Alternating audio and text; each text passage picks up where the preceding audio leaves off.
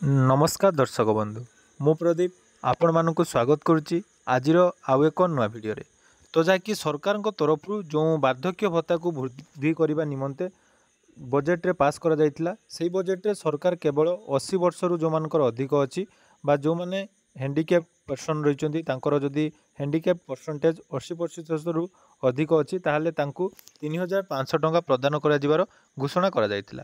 किंतु वर्तमान विभिन्न सोशल मीडिया रे एवं विभिन्न विशेषकर जदि आम देखा यूट्यूबर भाई भौणी मानकर प्रचेषा एवं आपण मानकर सपोर्ट फल सरकार यही नियम को खूब जल्दी परिवर्तन करने जाउछंदी। कारण देखंतु जनता आशीर्वाद रे सरकार गठन करछंती एवं सरकार जो प्रतिश्रुति जनसाधारण को निर्वाचन पूर्व देइथिले ता नै मध्य चिंता करिवार आवश्यक रही। तेणु लोक मानकर जो आवश्यकता रही विशेषकर जदि आम देखा विधवा माँ मानू नहीं यही जो भत्ता मिलूँ तांकु निहाती मासकु जो 3000 टंका देवे बोली सरकार घोषणा करते ସେଇଟା दबा निहाती आवश्यक।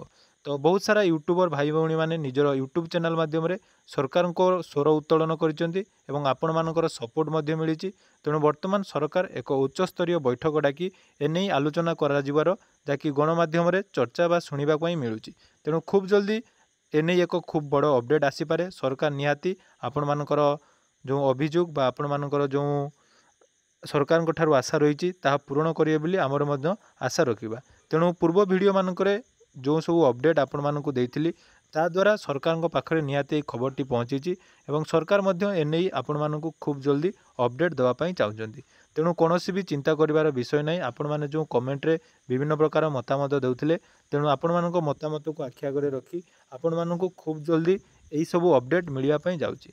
तेणु पुणी थे आपण मानक बहुत बहुत धन्यवाद एवं जो भी यूट्यूबर भाई माने तांकर यूट्यूब चैनल माध्यम सरकार पाखक यही सब अपडेट पहुँचाई एवं सरकार मध्य आपण मानकर जो सुख दुख खूब जल्दी शुणा जाउछंती एवं आपण को मध्य एथिरे खूब जल्दी सामिल करा जिवो।